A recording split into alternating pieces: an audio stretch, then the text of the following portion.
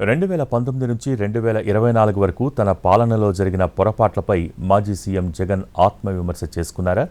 తమ ప్రభుత్వం ప్రజల జీవన ప్రమాణాలను మెరుగుపరిచేందుకు అనేక పథకాలు తీసుకువచ్చినా ప్రచారం చేసుకోవటంలో లోపాలు ఉన్నాయని భావిస్తున్నారా? తమ ప్రభుత్వం కార్యక్రమాలు చేసినప్పటికీ ప్రజలకు సరిగ్గా వివరించలేకపోయామని రియలైజ్ అయ్యారా? అంటే అవుననే అన్నట్టుగా ఉన్నాయి జగన్ తాజా వ్యాఖ్యలు. వైసీపీ పాలనలో అమలు చేసిన అభివృద్ధి కార్యక్రమాలు ఆర్థికంగా, సామాజికంగా గణనీయమైన మార్పులు తీసుకొచ్చాయన్నారు మాజీ సీఎం వైఎస్ జగన్. అయితే ఈ విషయాలను ప్రజల ముందు బలంగా చెప్పలేకపోయామన్నారు.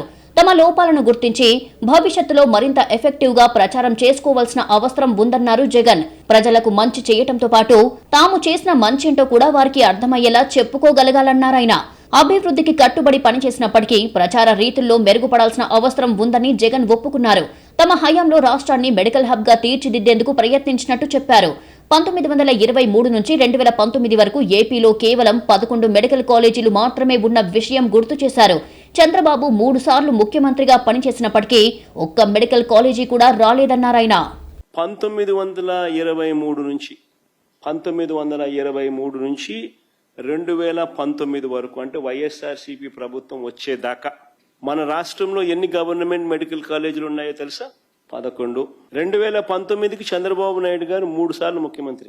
అంటే మా ప్రభుత్వం రాక మునుపు 2019 నాటికే చంద్రబాబు నాయుడు అప్పటికే 3 సార్లు ముఖ్యమంత్రి. 14 ఏళ్ళు ముఖ్యమంత్రిగా పరిపాలన చేశాడు. అప్పటికే కనీసం ఒక్క గవర్నమెంట్ మెడికల్ కాలేజ్ అయినా తీసుకొచ్చాడా?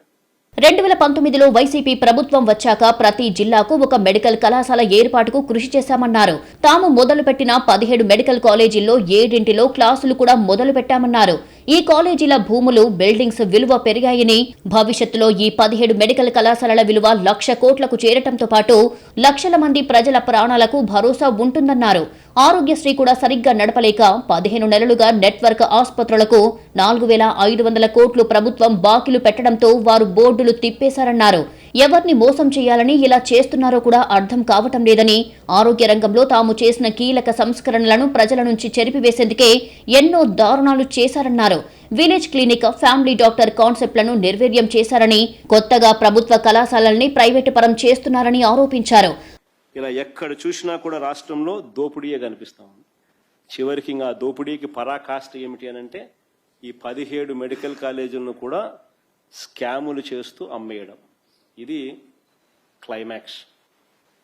నేను ఇవాళ చంద్రబాబు నాయుడు గారికి ఒకటే చెప్తా ఉన్నా, ప్రైవేటీకరణను మేము అడ్డుకుంటాం, అన్ని రకాల పోరాటాలు చేస్తాం, మీ నిర్ణయాన్ని వెనక్కి తీసుకునేంత వరకు ధర్నాలు జరుగుతాయి, ర్యాలీలు జరుగుతాయి, దీక్షలు జరుగుతాయి, నిరసనలు చేస్తాం. నేను కూడా అక్కడక్కడ పార్టిసిపేట్ కూడా చేస్తా. తమ హయాంలో చేసింది ఎక్కువ, చెప్పుకుంది తక్కువ అని, చేసిన మంచిని కూడా సరిగ్గా చెప్పుకోలేకపోయామని ఒప్పుకున్నారు జగన్. చేసింది చెప్పుకోవటం కూడా తమకు చేత కాలేదని క్లారిటీ ఇచ్చే ప్రయత్నం చేశారు. కళ్లార్పకుండా అబద్దాలు చెప్పుకోవటంలో చంద్రబాబు దిట్ట అని, తాము అబద్దాలు చెప్పలేకపోయామన్నారాయన. మేము చేసింది మేము చెప్పుకోవడం మా చేత కాదు, మా ప్రాబ్లం. ఇంకా చాలా ఉండాలి. తిరుపతిలో చైల్డ్ పీడియాట్రిక్ సెంటర్ ఫొటోసు, ఇంకా ఐటీడీఏ పరిధిలో కట్టిన హాస్పిటల్స్, ఇంకా ఇవన్నీ ఇంకా చాలా రావాలి. మా వాళ్ళు ఇంకా గేర్లేక ఇంకా ఇప్పటికి కూడా గేర్లేక రాలేకుండా. మొత్తంగా జగన్ వ్యాఖ్యల్లో తాము ఎక్కడ వెనకబడ్డామనే రియలైజేషన్ కనిపిస్తోందన్న విశ్లేషణలు వినిపిస్తున్నాయి. అది గుర్తించే చేసిన అభివృద్ధిని చెప్పుకోలేకపోయామనే భావనలో జగన్ ఉండవచ్చని భావిస్తున్నారు. మరి రాబోయే రోజుల్లో జగన్ ఏం చేయబోతున్నారు, ఎలా వ్యవహరించబోతున్నారు అనేది చూడాలి.